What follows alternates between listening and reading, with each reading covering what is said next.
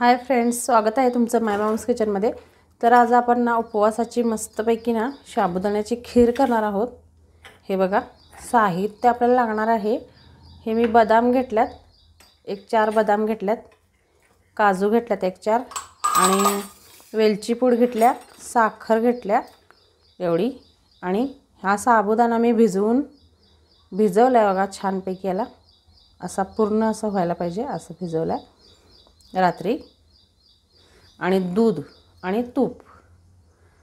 चला तर मग मस्तपैकी खीर करूया आता आपण। आता बघा, पॅन मी गरम करायला ठेवलंय, यात थोडंसं तूप घालायचं।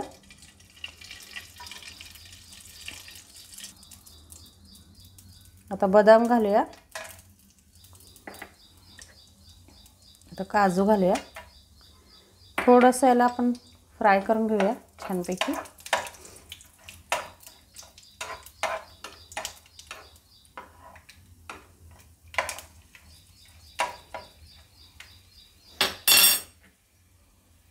तर वेलची पूड घालूया, आता दूध घालूया,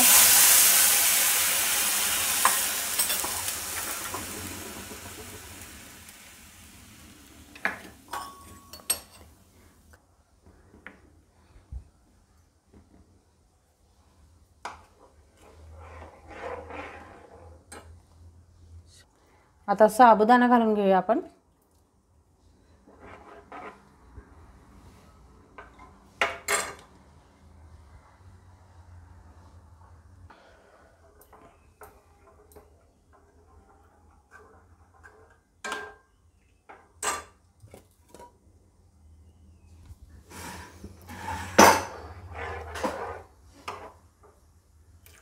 दूध मी गरम करून घातलं आहे ह्याच्यात, त्यामुळे आता जास्त काही करायची गरज नाही आहे। थोडंसं याला उकळी आली की मग साखर घालायची। आता साखर घालून घेऊया,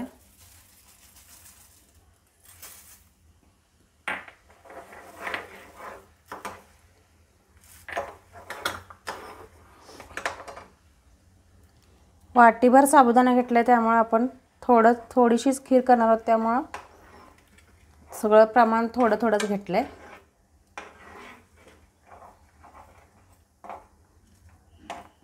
आता बघा, आपली साखर वितळली ना की मग आपली खीर तयार आहे।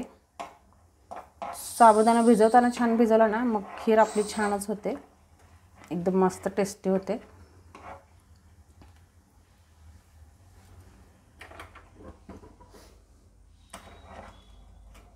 आपले शाबू बघा असं चमका लागलात मोत्यासारखे, मग आपली खीर एकदम छानपैकी शिजली आहे असं समजायचं। बघा, याचा चमका लागलात का, मगच आपली खीर छान होते।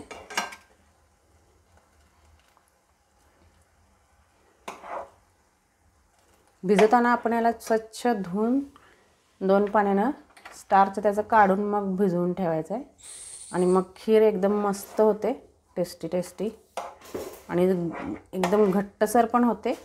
बघा किती छान झाले। आपल्याला खिचडी खाऊन कंटाळा आलेला असतो, मग मस्त अशी खीर करून बघा तुम्ही, एकदम मस्त होते। तर बघा, आता आपली मस्त साबुदाण्याची खीर तयार आहे।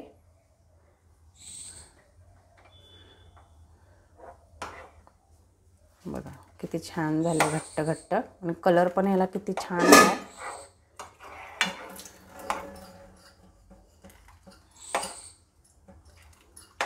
आता मी काढून घेते, सर्व करूया, मग दाखवते तुम्हाला। तर बघा, आता आपली मस्त साबुदाण्याची खीर तयार आहे। बघा किती छान दिसायला लागल्यात, एकदम मस्त आणि टेस्टी पण झाली असेल खूप।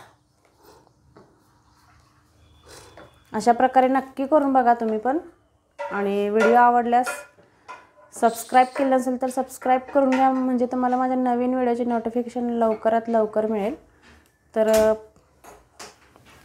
लाईक करा, शेअर करा, सबस्क्राईब करा, आणि परत भेटूया आपण अशाच एका नवीन नवरात्रीच्या नवीन रेसिपीसोबत मस्त। चला तर मग, थँक्यू सो मच।